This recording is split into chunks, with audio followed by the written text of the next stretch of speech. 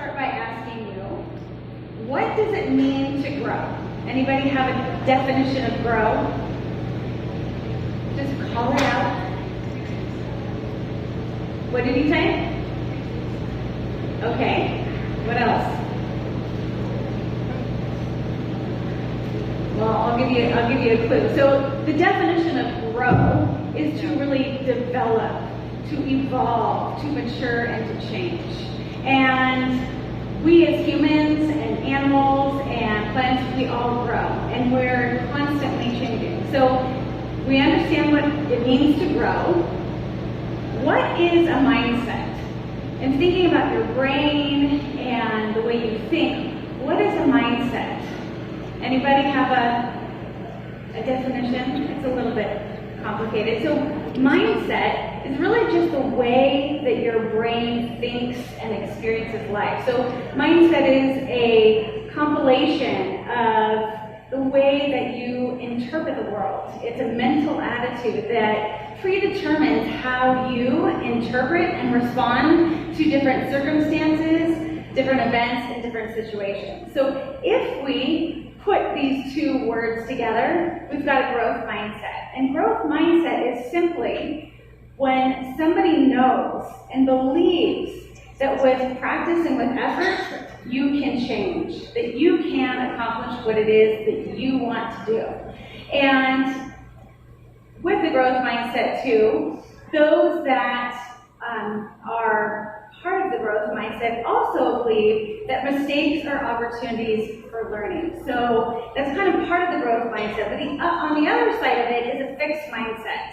And fixed mindset is really believing that the qualities, characteristics, maybe your talents or your intellect is static, that it can't change, that you cannot alter it in a meaningful way. And unfortunately, when you're in a fixed mindset, you tend to fear new experiences, or you avoid challenges and taking risks. So it's really not a great place to be. And when you have a fixed mindset, you have a more of a tendency to quit, give up, or just feel like you can't cut it. So both of these mindsets are really a lens in which we view the world, and children view the world. And that lens helps us interpret how we respond to people and interact. So I want to take a few moments to kind of break down what the beliefs are behind the growth mindset, because that's really our focus today, is understanding it. So a lot of the research on growth mindset is from school-age kids. So I'm going to draw a lot from the experience and the research with school-age kids. So with school-age kids, kids with a fixed mindset tend to feel like their goal in school is just to look good and do well in school. So they're not really invested, they just want to get the grade. Where kids with a growth mindset are invested in learning. And kids with a growth mindset say that what's more important than grades to them is that they're actually learning. So it's a very different approach to thinking about school. Effort is another concept, another belief. Kids with a fixed mindset believe that, believe that if you are putting effort into something, it's just proof that you don't have the ability. So working hard for a child with a fixed mindset is evidence that they don't have the talent, they don't have the skills, they don't have the intellect. Where, on the other hand, a growth mindset child understands that effort is required. It's required to grow, to move forward, to mature, and they believe that when you put in the hard work, you will get better. So it's a very different lens in which they view effort. Failure. We all fail. It's inevitable, and how we respond to failure varies as well. How many of you have failed in the last week? Anybody? All right, I saw a growth mindset there, right? We all fail, and it's okay. It's part of the learning process. It's part of how we become And unfortunately, kids with a fixed mindset tend to have a helpless response to challenges and setbacks and failures. They kind of just give up because they feel like that if I can't get something quickly or understand a concept, I'm just not good at it. So they give up. Where kids with a growth mindset see opportunity there. When kids fail the growth mindset, they understand that the goal here now is to work hard. And in working hard, I can process the failure. I can learn from the failure. So that way I can do better in the future. So all of these beliefs lead up to achievement. And they influence the outcomes, our children's ability to achieve and perform. And so with a fixed mindset, what the research has shown is that kids tend to decline in their performance and achievement. So many times this is when they move from a grade to a grade. There's usually through transitions. So there's a decline in their performance, where with growth mindset kids, they can tend to increase their performance. So achievement differs in a big way. I'm going to ask if I can get some water. I'm sorry. So we've kind of looked at how these two things, I really wanted to give you just a basis for what these two concepts are. We're focusing on the growth mindset today. And these mindsets they get perpetuated many times. So I'm not sure if you can see it all, but when a child experiences a challenge or a failure, the growth mindset tends to work even harder. So when they work harder, they increase that effort, they achieve more. So it, once again, repeats and reinforces the growth mindset. But the same thing happens on the other end. The fixed mindset child gets really frustrated. They kind of give up. So they don't put a lot of effort into it. Thank you very much. I appreciate that. They reduce their effort. Can I just leave this here? Thank you. They reduce their effort, which then, of course, there's lower achievement. And when we have that experience of lower achievement, it reinforces the idea that, you know what, it doesn't really matter if I try because I'm not going to do well anyways. So we can, as parents, as partners in parenting, we can disrupt this cycle. We can transform the way we think and the way our children think. And you are the ones that can help with that transformation. It starts with you. And we're going to talk today about how we make that transformation.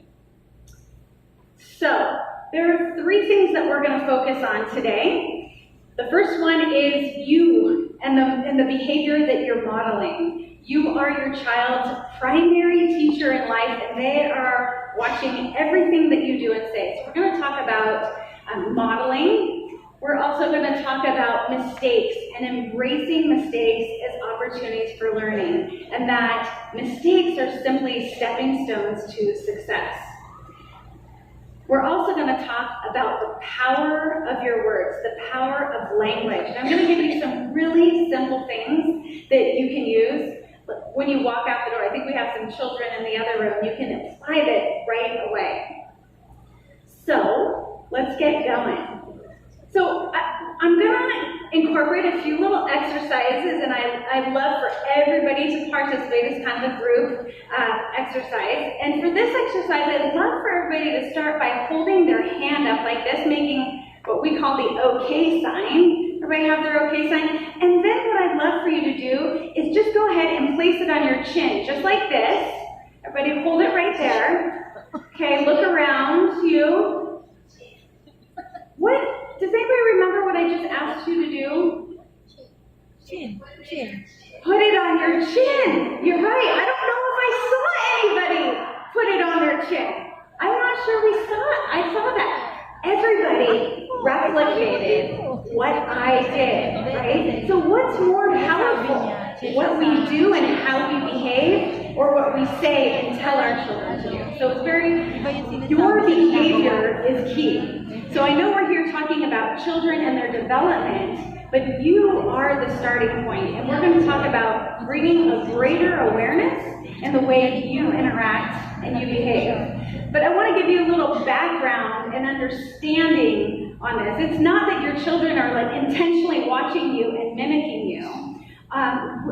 There's a scientific basis for this. So in our brains as humans, we have these things called mirror neurons, like looking in a mirror. And they exist in us as humans because we're social animals, and we connect through shared emotions and shared experiences. That's why when maybe your child loses it, they're frustrated, and then all of a sudden you start to feel that way. Because our mirror neurons are firing off and influencing one another. Some people call it the monkey see, monkey do effect.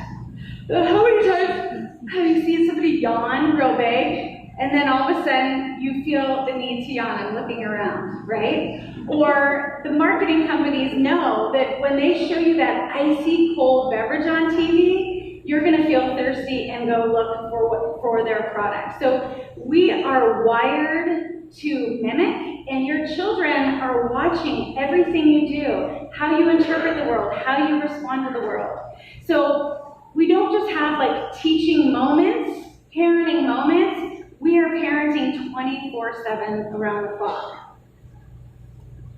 Now, one of the most important things we can do is model making mistakes in front of our children, because mistakes are simply opportunities for learning. And it's hard because at one point in our world, the parents were in control and say how things go, and children are to be seen and not heard, and things are shifting. Children are allowed to have a voice now. They're allowed to be seen and heard. And what our children really need from us, and this kind of goes back to the perfect parent, like they don't need a perfect parent. They don't want a perfect parent. What they need is a real parent, right? And what they need for us to do is model how we manage and react to mistakes and how we learn. So it's really helpful to acknowledge yourself when you've made a mistake, or maybe you've run into a challenge. Talk about it with your child. I know for myself, and probably many of you, one of the mistakes that I've made in parenting, sometimes I raise my voice. My daughter calls that yelling. And I don't want to yell. And I have many tools and I don't have to go there. But the times that I have done something like that, I call myself out. You know what, that wasn't okay. I need to try better. And I talk about why I'm feeling that way, what I could have done different, and what I'll do different next time. So our kids need to see that we're human. That's what they need. They don't need a perfect parent. They need somebody that's really human in their world. They also need to embrace these mistakes themselves. So one thing that we can do is just get really excited about these learning moments. Get excited about using like this acronym, FAIL. This is just your first attempt in learning how to do this, right? So we need to reframe some of these challenging moments that our kids have at the same time. When we do this, kids are more likely to take risks, do things that are more challenging, because mistakes aren't necessarily a bad thing in this framework. And they also don't tend to, hide the mistakes or sweep them under the rug, because they understand it's part of the learning process.